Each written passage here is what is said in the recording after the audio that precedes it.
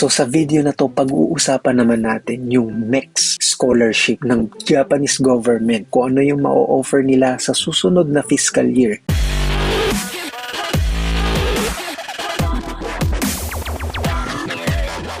Hi guys, this is Alan. Welcome back to this channel, Gaijin World. And sa video na to, hindi ako magsasalita ng malakas. Pero sana naririnig nyo ako. Pag-usapan natin kung ano yung dapat nyong gawin kung gusto nyong mag-apply for scholarship dito sa Japan. So para mag-qualify ka for this particular scholarship na ino-offer ng Japanese government, which is yung MEX or yung tinatawag nilang Ministry of Education, Culture, Sports, Science and Technology, or in Japanese, Mombuka Gakusho. Ayan. So, merong scholarship na ino-offer ang Japanese government, and sa Japan Embassy ito sa Philippines pinaprocess. Okay? So may dalawang klase yan guys. Yan ang i-discuss natin kung paano ka makakapasok dito sa Japan as scholar or researcher. May dalawang recommendation na kailangan nyong pagpilian. Pero bago natin pag-usapan yun, according sa website nila, 60 years ago pa nila ini-implement itong pagpapapasok ng mga foreign students para maging scholar nila dito sa Japan.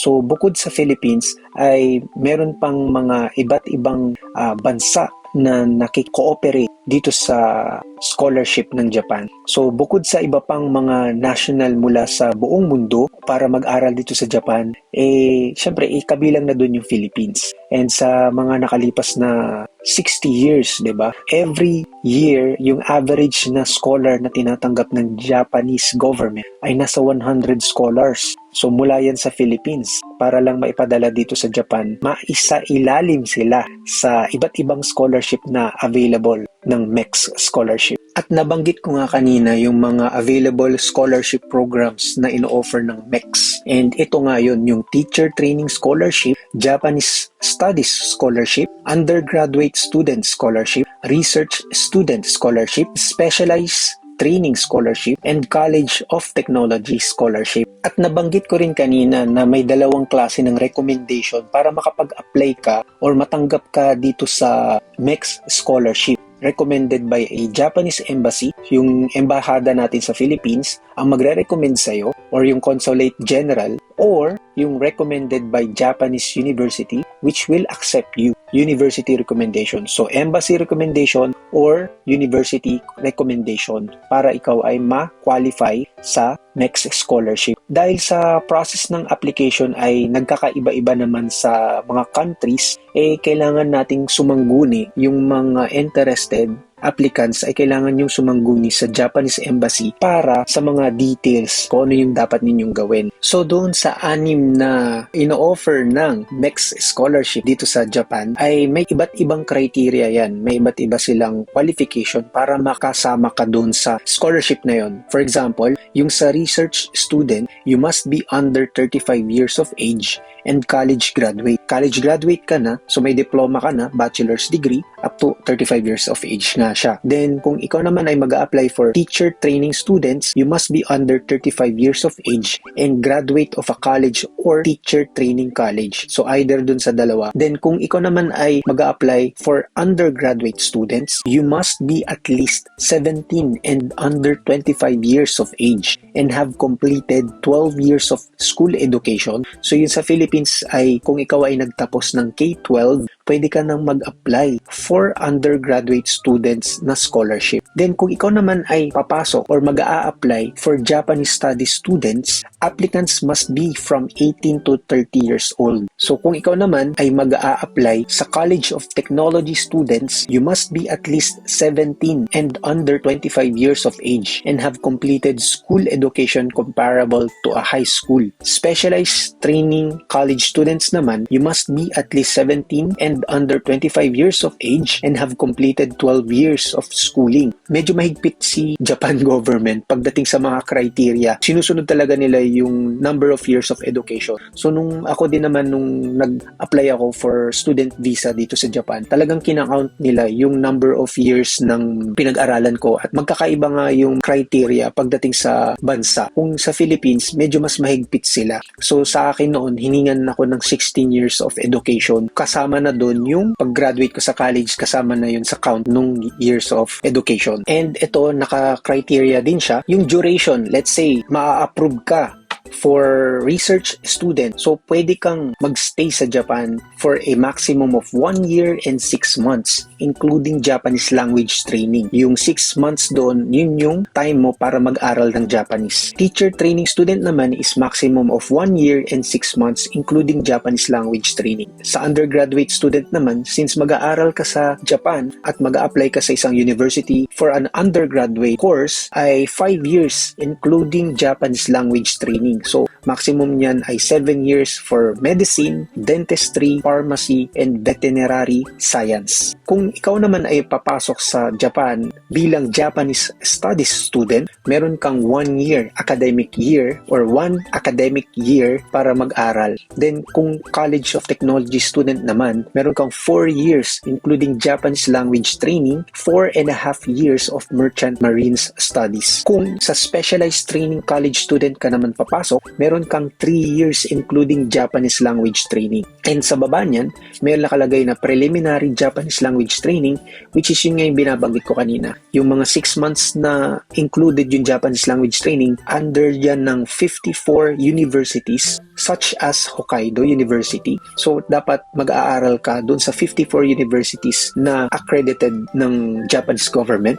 Those with sufficient Japanese proficiency are not required to go through preliminary Japanese language training. Then for undergraduate student naman, ay meron kang 1 year na preliminary Japanese language training either sa Tokyo University of Foreign Studies or Osaka University. Then kung Japanese student ka naman or Japanese studies student ka naman is wala na yung preliminary kasi yun na yun. Language training mo, yun na yung 1 year na yun. And pag College of Technology student naman, meron kang 1 year and independent administrative institution. Kung ikaw naman ay sa specialized training college student, meron ka ding 1 year. So, for field of study naman, kung saan ito yung pipiliin mo na field para makapag-aral sa Japan, ay kung ikaw ay research student, dapat ang major mo ay nasa specialty at a graduate school. Then kung teacher training student naman, special training at as teacher training department. Kung undergraduate student ka naman, kahit anong undergraduate education yung piliin mong field of study. Kung Japanese studies student naman, is yung field of study mo ay dapat Japanese language or special training related to Japan. Then kung College of Technology student naman, third year College of Technology courses. And kung special training college student ka naman, post-secondary courses ang field of study mo. Then, ang matatanggap pong scholarship allowance siguro ito, which is 143,000 yen to 145,000 per month para sa research student and teacher training student. And the rest, yung undergraduate student, Japanese student, College of Technology, and specialized training college student ay nasa 117,000 per month yung scholarship stipend. Then sa tuition naman na babayaran is yung tuition na nakalagay dito for national universities and Institute of National College of Technology ay naka-waive. Tuition for public and private universities paid for by the Ministry of Education, Culture, Sports, Science, and Technology. So, ang magbabayad yung MEX. Then, meron kayong travel allowance na round-trip fare, air ticket, di ba? Napakaganda ng accommodation or yung makukuha ninyong benefits kapag kayo ay napili na accept sa MEX scholarship. Dahil sobrang wow, dahil sobrang wow naman talaga yung mga benefits na makukuha mo, syempre kailangan meron din yung counter na examination na required for embassy recommendation. So kung research students or papasok ka as research student, ay meron kang examination na dadaan for Japanese, kasi Japanese, English. So either of the two. Then kung teacher training students, ayan dapat both Japanese and English. Then for undergraduate students naman, meron kang exam either Japanese, English, mathematics, and science. And may note dyan, only science faculty examinees are required to choose 2 out of the following 3 subjects: chemistry, physics, or biology. Wow, ang lupit ano. Medyo kailangan nyo talaga mag-aral dito at kailangan nyo talagang paghusayan dahil scholar nga naman kayo, di ba? Then, Japanese studies students naman, syempre yung inyong examination ay more on Japanese. Then, College of Technology students, Japanese or English or mathematics and physics or chemistry. Specialized training, college students naman, Japanese or English and mathematics. So, kailangan nyo talaga mag-aral mabuti guys para kayo ay matanggap dito sa MEX Scholarship sa mga category na to. So, pag-usapan naman natin yung application schedule para sa mga teacher training and Japanese studies. Ayan. So, meron silang sariling time frame and ito yung schedule nila from January to February. Yan yung submission ng application. Okay? And March to April naman, dito nila i-screen, magsisimulang mag-screening ng mga qualifying documents and exams and magkakandak sila ng interview. Then, from June to July naman, dito na nila i-release yung notification kung ikaw ba ay pasado o hindi. Then, August to September naman ay preparation na yan for pre-departure. And by October, ayan na, ready to fly to Japan na kayo. Then for undergraduate, research, special training, College of Technology naman, ang time frame naman yan ay magsisimula ng March to May, which is yung submission ng application. Then June to August naman yung screening ng documents, qualifying exams, and magkakandak sila ng interviews. Then pagdating naman ng December to January, i-release na nila yung final results nung qualifying mga applicants. Ayan.